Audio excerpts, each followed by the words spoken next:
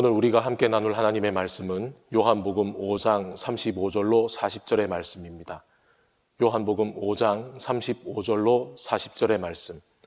제가 가진 성경으로는 신약 151면에 기록되어 있습니다.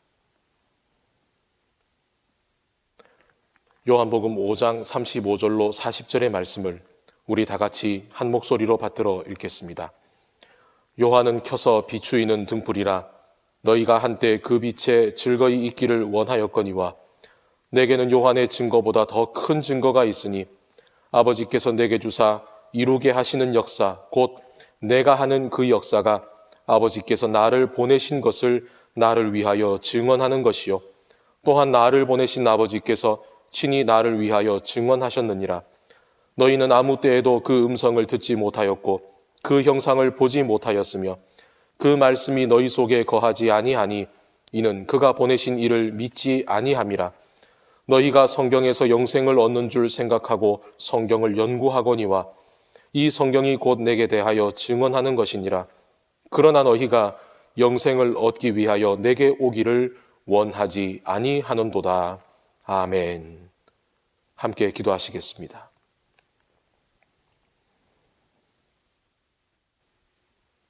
우리의 삶을 주관하시는 주님,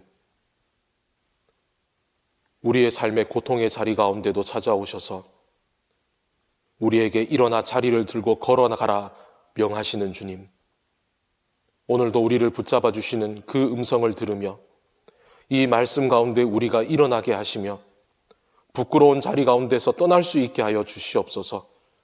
주님의 음성을 들으며 그 주님의 말씀에 나의 부끄러운 욕심을 꺾을 수 있는 믿음을 허락하여 주시옵소서. 예수 그리스도의 이름으로 기도드리옵나이다. 아멘. 이스라엘의 예언자인 이사야는 약 60여 년을 선지자로 활동합니다. 그가 사역한 기간도 오래이지만 그가 사역한 기간 동안 그의 입술로 선포된 예언은 그가 살아간 당시에만 적용되는 내용이 아닙니다. 그는 남유다의 멸망을 보지는 못했습니다. 그러나 그는 북이스라엘과 남유다의 멸망을 예언했고 뿐만 아니라 멸망 후 70여 년이 지나면 다시 포로에서 돌아올 것도 예언했습니다. 더 나아가서 이 땅 가운데 오실 메시아도 예언한 것이 바로 이사야죠. 이사야 60장 1절은 이렇게 기록되어 있습니다. 일어나라 빛을 발하라. 이는 네 빛이 이르렀고 여호와의 영광이 네 위에 임하였음이니라. 아멘. 우리가 잘 알고 있는 이 구절은 바로 그의 예언 가운데 포로로 끌려간 백성들이 70여 년 후에 돌아와서 이제 그들에게 주어질 내용에 대한 예언입니다. 이제는 포로에서 자유인이 되어 돌아왔지만 모든 것이 제대로 남아있지 않은 황폐한 땅에서 막막함에 둘러싸여 있는 이스라엘 사람들. 그런데 그런 그들에게 이사야는 이렇게 예언합니다. 일어나라.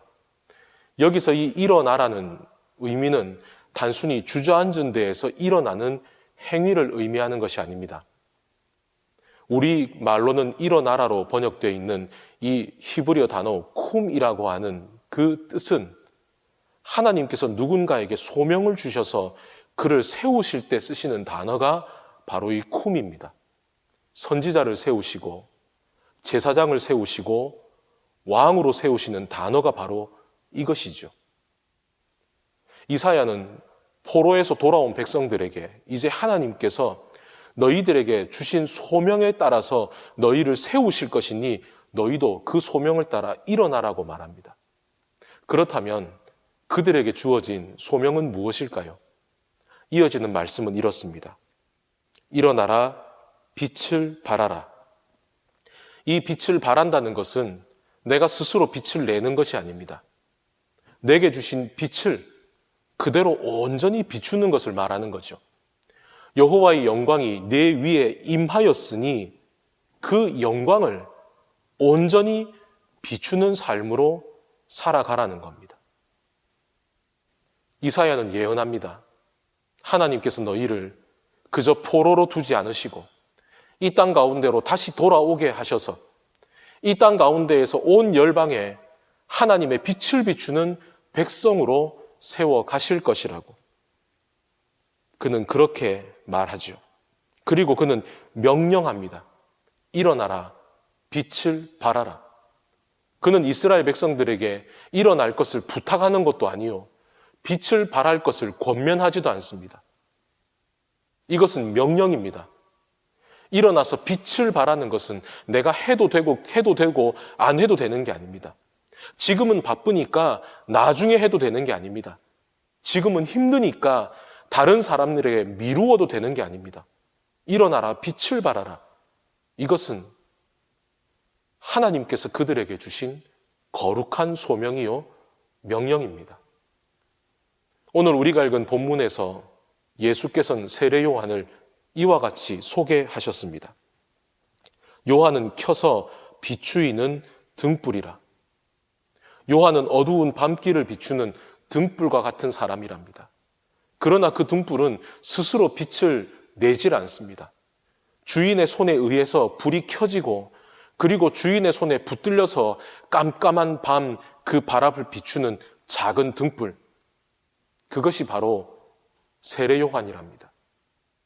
자신의 소명을 이 땅 가운데 오실 그리스도를 위해 길을 예비하는 것이라고 고백했던 그 세례 요한은 깜깜한 이 땅 가운데 빛으로 오시는 예수님을 위해서 먼저 작은 등불이 되어 그 앞을 비추며 살아간 것, 그것이 바로 세례 요한이 가진 그의 소명이었다는 거죠. 그렇다면 여러분, 이 빛을 발하는 소명은 이사야에게, 포로에서 돌아온 이스라엘 백성들에게, 그리고 지금 광야에서 있는 세례 요한에게만 주신 소명이겠습니까? 베드로는 베드로전서 2장 9절에서 이렇게 선포합니다. 그러나 너희는 택하신 족속이요, 왕 같은 제사장들이요, 거룩한 나라요, 그의 소유가 된 백성이니 이는 너희를 어두운 데서 불러내어 그의 기이한 빛에 들어가게 하신 이의 아름다운 덕을 선포하게 하려 하심이라. 아멘. 사랑하는 여러분, 우리 모두가 그렇게 부름받았답니다. 우리 모두가 그렇게 세워졌답니다. 달은 스스로 빛을 내지 않습니다. 그러나 달은 햇빛을 비추어서 어두운 밤을 밝히죠. 여러분, 우리에게 주신 그 소명이 바로 이겁니다. 하나님이 주신 영광을 이 땅 가운데 비추는 것, 바로 그것이죠. 예수께서 38년 된 병자를 안식일에 고쳤다는 것 때문에 유대인들이 예수님을 박해하자 예수께서는 유대인들에게 이와 같이 말씀하셨습니다. 39절로 40절을 우리 함께 읽어보도록 하겠습니다.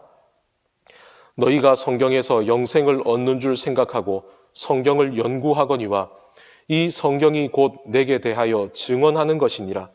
그러나 너희가 영생을 얻기 위하여 내게 오기를 원하지 아니하는도다. 아멘.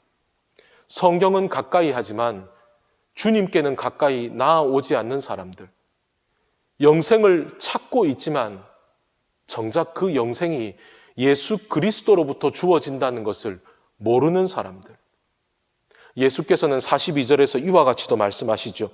하나님을 사랑하는 것이 너희 속에 없다라고까지 말입니다. 오늘 우리의 손에 성경이 쥐어져 있습니다. 오늘 이 성경을 여러분들이 가까이 하시면서 여러분들이 주님을 더욱더 알아가시기를 축복합니다. 이 성경을 통해 주님을 알아가면 알아갈수록 이 땅 가운데 어느 누구도 깨달을 수 없는 그 영생의 복을 오늘도 온전히 누리며 살아가시기를 축복합니다. 그러나 여러분 또한 오늘 우리에게 맡겨진 소명을 잊지 마십시다. 우리에게 맡겨진 그 소명대로 세워져 일어나 우리에게 비추어 주신 그 주님의 은혜를 또한 세상 가운데 비추는 것이 우리의 소명입니다. 우리를 통해 주님의 영광이 빛나시면 주님의 영광을 통해 우리의 삶도 빛이 날 것입니다. 기도하시겠습니다. 하나님 아버지, 오늘도 우리에게 이 귀한 말씀을 주심을 감사합니다.